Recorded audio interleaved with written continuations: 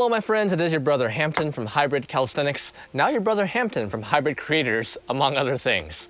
Now, first of all, I'm really excited to make this video today on how to build an audience. I've thought for quite a while on how to do this and how I want to structure it, and I think this is a reasonable first video to talk about. If you somehow stumbled upon this video and you got recommended it in your feed and you have no idea who I am or what this is or what an audience is, then I probably recommend checking out the intro video on this channel. You can go to the channel, it's the video that's highlighted if you're not subscribed. And I'm just gonna start churning out these videos as often as I can when I'm not making videos for my main channel. And there's not going to be that much editing because I want to keep all the information in there. It might not look as nice, but I want to make the information as broadly available as possible, and I'm going to try to keep it as valuable as possible. So you can watch these obviously however you want, and I know this is an introduction that's a little bit long, but since this is the first video in our series, I recommend if you're serious about this, if you're serious about learning to do a business online, learning to make an income online, or being a content creator, then I recommend that you watch this with a notepad and a pen so you can take notes. It's one of those. It's not necessarily like the bite-sized ones. I might make some shorts for that, but this is not really a bid on my end in any way to get someone's attention. This is about me knowing that many of you have valuable skills that you can share with the world, either in video, audio format, or written word. And if you want to amplify that by learning to do what I do with my media, then I'm happy to teach you. Now, first of all, what is an audience? An audience is just anybody that will listen when you speak, either when you speak in real life or when you speak through social media. When you do a post, your audience are the people that see it. When you do a video, your audience are the people that watch it. Ideally, you would have an audience across multiple platforms. This is why I recommend being on YouTube, Instagram, Twitter, just about every mainstream platforms and some sub ones if you find one where your content really thrives. Now, does everyone need an audience? In my opinion, yes. In my opinion, yes. Even if you don't want to be a content creator. Again, I mentioned in the first video that the reason it's called Hybrid Creators isn't necessarily because it's just for content creators, but because it's for the creation of value. So you might want to sell like coffee beans online or something. In my opinion, I would still have an audience. And not just an audience, but a community. And I'm kind of speeding through a lot of things that took me months to learn, so I'm trying to remember what it's like at the beginning of the journey, and answer some implicit questions that I may not think of anymore. But the reason why it's important to have an audience, the reason why it's very good for your business of any kind to have a community, I think can be exemplified through something like CrossFit. I have some friends who do CrossFit, and I don't think that if you're doing it in a safe way where you're not injuring yourself, I don't think there's anything necessarily wrong with it. I know there's some memes where we bash CrossFit, but it's a good example because you've seen this meme where it says, how do you know if someone does CrossFit? Well, don't worry, they'll tell you, right? So someone who's really into CrossFit you don't have to convince them to buy a shirt that says, I'm into CrossFit. They'll go online, they'll go on Amazon, they'll seek out the CrossFit store and buy a shirt because they're proud of that. They're proud to be part of that community. So if your goal is just to sell products online or sell your services online, then it's still very beneficial for you to have some sort of audience, some sort of community where people identify with you or the thing you have to offer. If you become CrossFit, people will want to buy your stuff. You don't have to convince them. Does that make sense? Now, how big does this have to be? Because if you know me through Hybrid Calisthenics, we have an audience in the community of millions. I think right now we have like 2.27 million on YouTube, around 5 million across social media, not including people who know me but don't subscribe. You don't need anything anywhere near that big if your goal is just to make a living online through selling some kind of product or service. How small are we talking? Well, a short-term to mid-term goal that I would focus on is having 10 super fans. 10 super fans like this, and this will be the core of your group. Eventually this can develop into 100 or 1,000. A thing that I heard and I learned when I was starting this creation was if you had 1,000 super fans, then you had an income for life. Now, what do I mean by super fans? Because like we're delving into territory that some people may consider Machiavellian. It almost sounds like we're manipulating people to join our community so we can sell them stuff. No, Think about your best friend. Think about a friend that you have that would really listen to you if you said, hey, I tried this energy drink and I really liked it. It doesn't give me the crash that I have with other energy drinks. It's low in sugar, which is important to me because I'm trying to lose weight. And it's just really good. It's enhanced my life. I highly recommend you try this. And remember, like, consider telling that to your best friend and think about the results you would have. Your best friend, because they trust you, might be like, okay, I'll try it out. I'll try it out. Your goal that I want to impart to you is to replicate that with 1,000 people. Now keep in mind, if you lied to your best friend, if you sold him just like Gatorade that you poured into a different bottle and you sold him and he's like, oh yeah, this is great, he's gonna find out, and even if he doesn't, he's gonna know, he or she is gonna know that it's not as great as you said and they won't trust you as much. So there's nothing necessarily wrong with this. You really just have to endorse a product or service or create one that you like and spread it to 1,000 best friends. That's your core group. So you start with 10 and you grow that into 1,000. Beyond that, let's start with the example of 10. You have 10 in your core and you have 100 in your general dedicated community. The 10 are people that will listen to you and do what you ask almost no matter what you say. These are people you really truly helped. They've really identified with your brand and the content that you're putting out. The 100 are the people who comment on your posts. Like again, this is just like, there's audiences of all sizes. This is just an example. 100 are the people who comment on your posts regularly and share your stuff. Just people who generally enjoy you, but won't necessarily, they're not as dedicated as the super fans. And beyond that, you have the general community. You have 1,000. Let's say you have a starting audience of 1,000, which is not that hard to get to nowadays. In the past, you can find Mr. Beast having videos about, oh, I didn't think I could ever get to 700 subscribers. That sounds almost laughable nowadays. He gets that in like 5 minutes, maybe not even then nowadays. But there is kind of the inflation effect, so to speak, on followers. So like, kind of like how $1 US dollar was worth a lot more 100 years ago than it is now. It's similar with followers. So 1,000, while that seems like a lot, especially if you're not that used to social media, it's becoming easier and easier by the day as more people use social media and more people create content, and platforms have recognized that creators are encouraged when there's more subscribers, so there's more ways for you to get subscribers. Okay, so now that you know what an audience is and some business reasons why you should build a community and cultivate that community, let's talk about where we start, because everyone starts at zero. Everyone starts at 0 followers. And at the beginning of my journey, this was a question that I had and I really couldn't quite get a solid answer out of, because it seemed like the only people who could get views and certainly enough reach and have their video and post an image be seen by a lot of people were people who were already established. So it seemed like you needed an extreme competitive advantage to even get started. So in fitness, for example, you might feel like, well, I can't do this unless I've been a certified personal trainer for 10 plus years, because otherwise I can't stand out from the noise. Not necessarily. Not necessarily.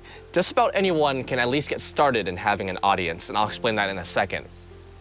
But it can seem really hard to start if you are used to your inner circle of social media. I really wasn't on social media that much before I did hybrid calisthenics. I had like 200 Facebook followers, and if I had a post get more than 10 likes or something, that was a high performing post for me. I just didn't really care. I didn't post that often.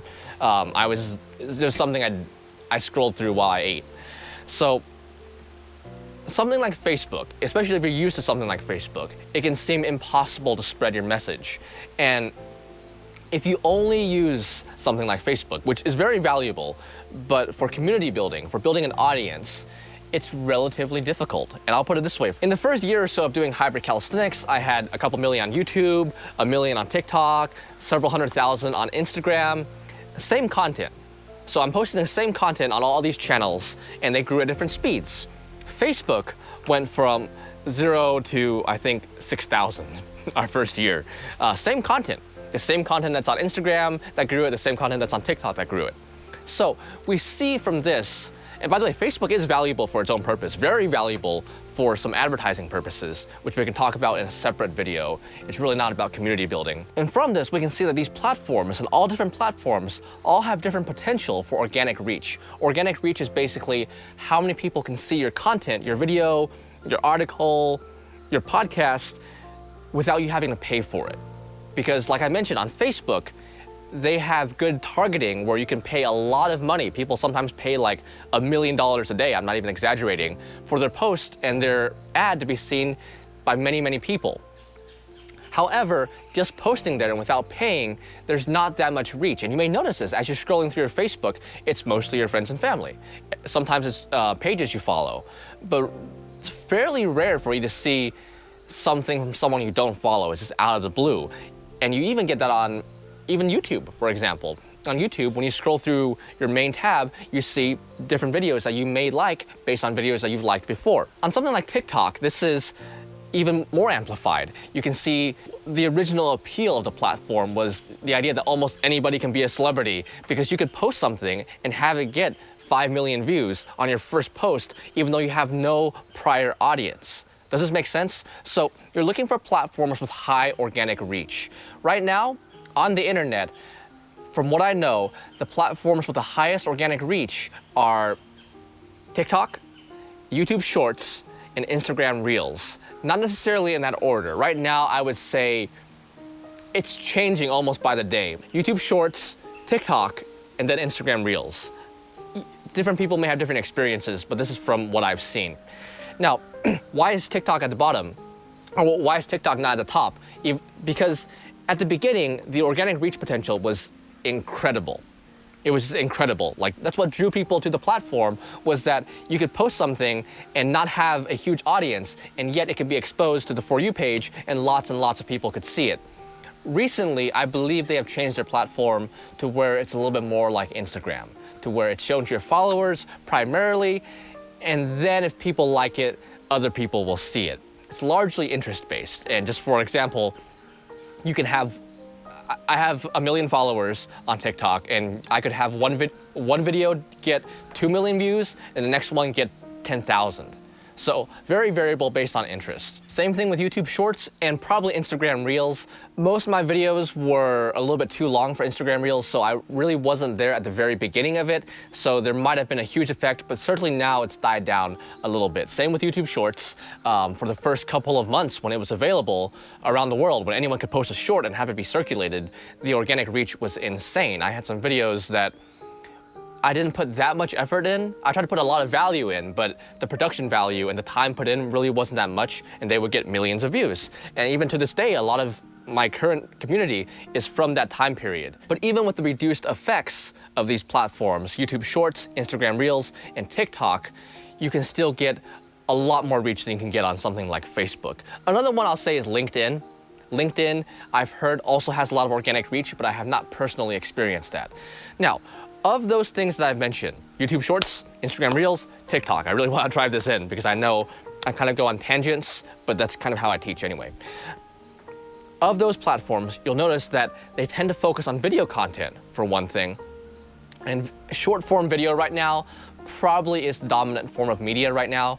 And I know some people don't thrive on video, some people rather write or do audio. You can still grow your audience. That's something I probably should cover in a separate video. But short form video, meaning short vertical videos made to go on mobile, optimized for mobile, that are under 60 seconds. Reels used to be under 30 seconds, but now for an increasing amount of creators, they've upped the limit to 60 seconds, which I think is good, by the way. So your goal as you start off this journey, starting from zero and building your audience from zero, is to make short vertical videos that are entertaining and then cross-post these across YouTube, Instagram Reels, and TikTok. They all have slightly different vibes. I know that's not the professional word for it, but they have different cultures, I guess. You'll notice as you browse through TikTok, and you should, if you're serious about this, spend some time browsing through TikTok, spend some time browsing through Instagram Reels, spend some time browsing through YouTube Shorts, and you'll notice there's a slightly different culture for all of these platforms. You can still post the same stuff on all these platforms, but certain things will do better on TikTok, certain things will do better on Instagram. I don't like to generalize, but Instagram as some may expect, seems to be catered more towards aesthetic content. If something looks really nice, it'll tend to do well on Instagram and TikTok too. TikTok, a lot of lower camera quality videos will also do well on TikTok, just because they're funny or entertaining, more relatable, I guess. And the crowd on TikTok skews a little bit younger. I would say 15 to 25. And Instagram is a little bit older, YouTube is a little bit older than that. And YouTube works well for educational content that I've noticed, which is why I think I've done better on YouTube Shorts than I have on Instagram Reels and TikTok. But still, you can post all these same videos. There's an audience that's going to be yours and going to join your community that's there on all these platforms. So it's still worthwhile to post these. Now, the benefit of these short vertical videos is that they can be shared. One of the reasons that I've grown on YouTube, and if you go, I'm sure you can go on Social Blade or something and you can find different ways my audience has spiked. Some of that is from YouTube Shorts. Some of that is from YouTube's algorithm recommending me to people they think would like me. But some of that is also entirely from different platforms. I think when we got featured on Reddit a couple of months ago, we suddenly gained like 30,000 followers overnight. And I was like, huh, interesting. And the reason for that is because these short vertical videos can be shared. If someone really likes your stuff, they'll post it somewhere else, which in my opinion is good. It's good. I don't think you should be too upset by that, because that's kind of internet culture to where people share memes. And a lot of things we post, we don't have the explicit rights to post that, but yeah, that's how we share things on the internet, right or wrong. It's the reality of the situation right now. And when they share these things, there's the potential, if your video is good, for it to go viral on a different platform. When it goes viral on a different platform, people will ask, hey, who is this making this? And then they'll go and follow you on your other platforms. So I hope that makes sense. Find platforms with organic reach and create videos that prompt others to want to know who you are. I'll put it this way. On TikTok, my first video that got over 1 million views that I ever had was my third video. My first video got 0 views, by the way. This is how it worked out. But my third video was a joke video where it had me struggling. I was like, 1,000. 1,000 is a lot of push-ups. Good thing I only did 2. It was a silly joke video, and that got circulated. And TikTok, by the way, I don't know if they'll change, seems to have a bit of a jackpot algorithm where every once in a while they'll pick a random video of yours. I don't know how they identify that, and they'll push it to many people, way beyond what you usually get. I think that was a jackpot video for me, and it got circulated, and there was a lot of likes, there were a lot of comments, people laughed at it, they thought it was funny, and that's good. But out of like 3 million views, I inspired, I think, 3,000 people to follow me. It really wasn't that many. For 3 million views, I think I got 1,500, 2,000, 3,000 people to follow me at the time. My next video that went viral, that got a similar amount of views. I think it was like 2 million, 3 million, in that ballpark. I got 150,000 people to follow me. Does that make sense?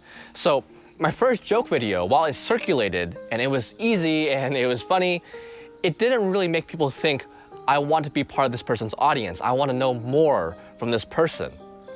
My first video was a joke video. My second video was about a posture exercise. No, but the video before that was about a push-up exercise, and the video after that was a posture exercise. And both of those got a lot more people, hundreds of thousands of people to follow the account, and that's when I started growing the audience. So the real lesson from that, in my opinion, is that while viral content can help you, the real way you grow your audience and your community is by making consistently good content, and when that content gets shared, you want that piece of content to inspire people to want to know more about whatever you're talking about. If it's a simple joke video, they'll laugh at it, but they won't necessarily follow you.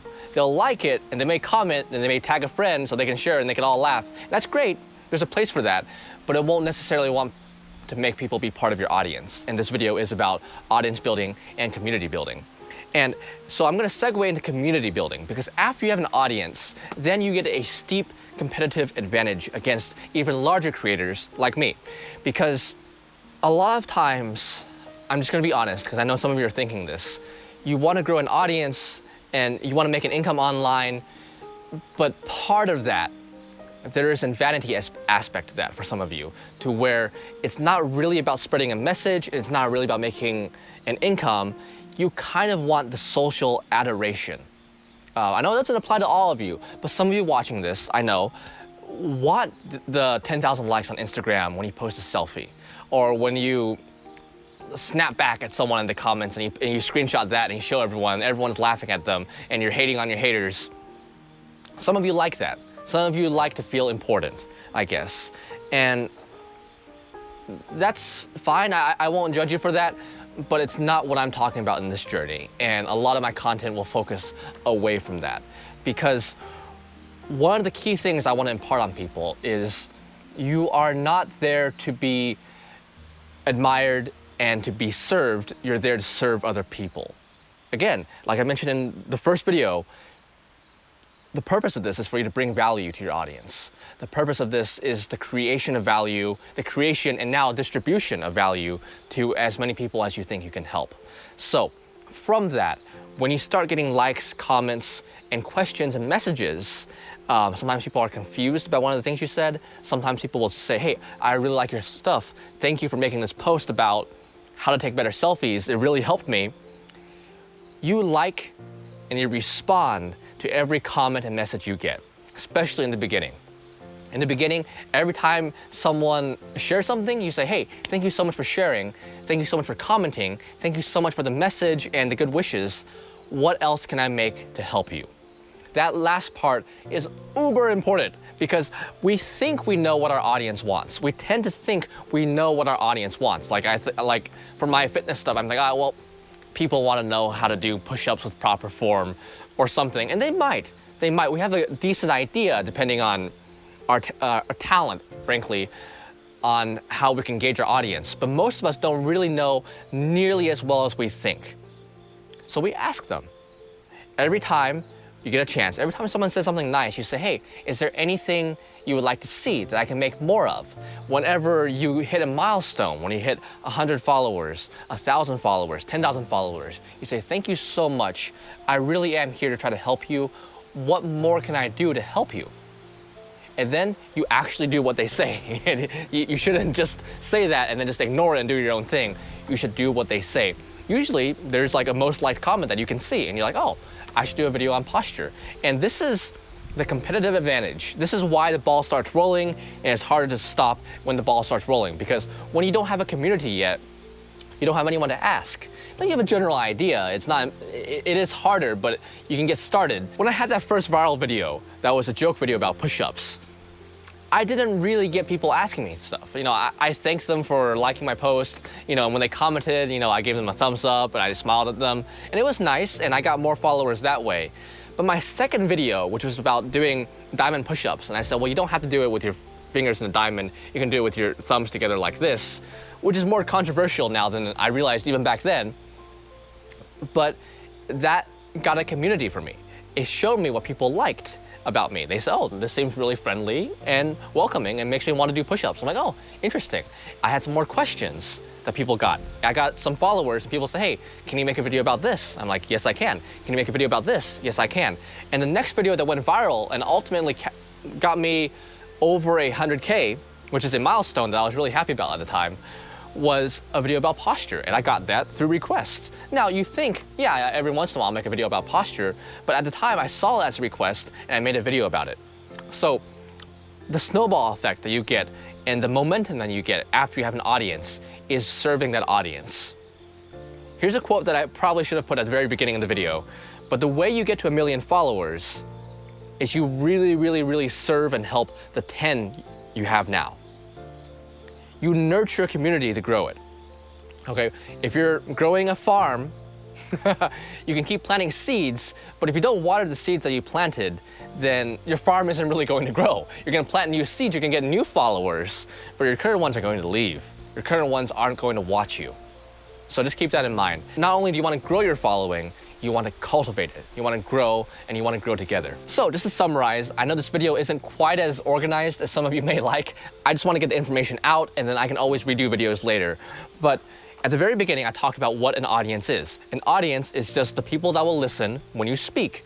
And in terms of online content creation, it's your followers, it's your subscribers, it's the people who follow your blog or your podcast. And I talked about why it's important to have an audience, and more importantly, why it's important to have an audience that's really a community, because even if you don't want to be a content creator, it's important to have a sense of community where people will identify with your brand or your business. And when you do that, then people will be a lot more willing to listen to what you have to say and a lot more trusting when you launch a new product. And I mentioned a very important point, that you have to reciprocate. You have to earn that trust. You can't just gain it and then sell someone something and be like, ah, you're a sucker. You bought my widget even though it's the same widget that someone else is selling for half the price. Haha. See ya. You can't do that, because then you will lose your audience very, very quickly. It's a lot easier to cut down trees than it is to grow trees. Second, I talked about organic reach. Where do you go for this audience, and how do you start from zero?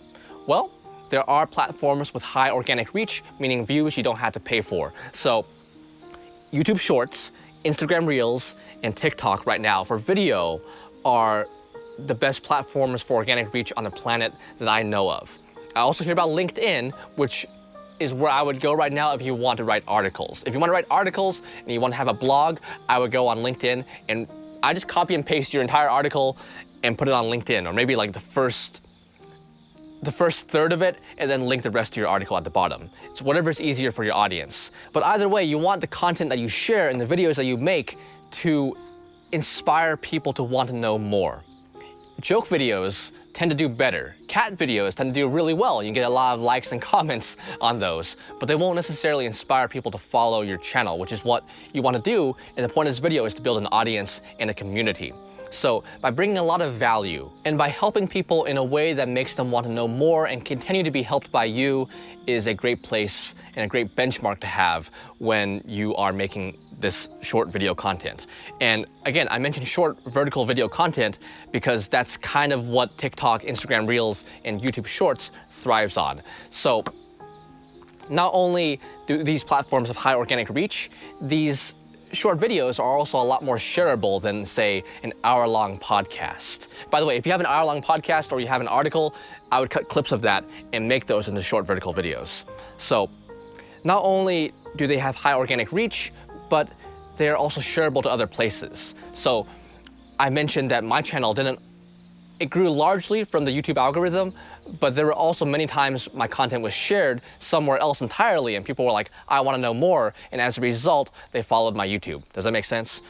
Okay, afterwards, I talk about after you have a community, what do? You can't just keep planting seeds and forgetting to water your seeds. You have to grow your community. That means every time someone likes your post, you appreciate it, and every time someone comments, you say thank you for commenting, and then if they have a question, you answer their question to the best of your ability. When you get a message from someone or a question from someone, you also answer them. So honestly, at the beginning, you answer every comment, you answer every message. This is serious. You want to put actual time into this. Content creation is one of the most desired jobs nowadays of the new coming generation. So this is something that you have to put in some extra effort on. And you want to show your community love when they show you love, and you want to ask them how you can help them. Every time that you have a comment or a question, you say, thank you, what else can I do to help you? And then you execute on that. I'll say once again that the way you get to 1 million followers is you really, truly, deeply care, nurture, and cultivate the 10 followers you have now. Okay, and that is what I have for you today. This video probably will end up being longer than I expected it to be, but again, I know I went on tangents, but all those tangents are also valuable. So rewatch it if you have to. This is my 101 on how to build an audience. Please, please, please let me know how else I can help you. Please comment the questions that you have in the comment section. And we do have a group in my app called Cultivate, called the Creators Group. You can find it. Go ahead and download it. I'll link it down below, where the purpose of that is for us to work together. I don't make money. To be clear, I don't make money when people download my app. In fact, it costs me money. The reason I have it is so we can build a community of hybrid creators. See, I do practice what I preach. I want to build a community where people can help each other through their content creation journey. And believe me, that is super valuable. That's the thing I wish that YouTube had, where they had a forum, or YouTube had their own social network where creators could interact with each other and help each other out and ask and answer questions. But through hybrid creators, it's really going to help you when you say, hey, Jan, how did you manage to get to 1,000 followers last week? You were stuck at 10 and 20 for a while. And she's like, oh, well, I posted this. I just did this. there are some things, there are some opportunities that I don't even know about that I hope can help you. And if we come together as a community, I think we can go a lot further together. Content creation is not a competition, it's a collaboration. So I hope that can help you. Let me know what else you want to see. I will have another video for you shortly. I'll be leaving for my honeymoon in a week or so. So I may not be able to put out a video for a couple of weeks, but this is something that I'm really excited about, something that I really hope can help a lot of people. So thank you so much for watching. Have a beautiful day.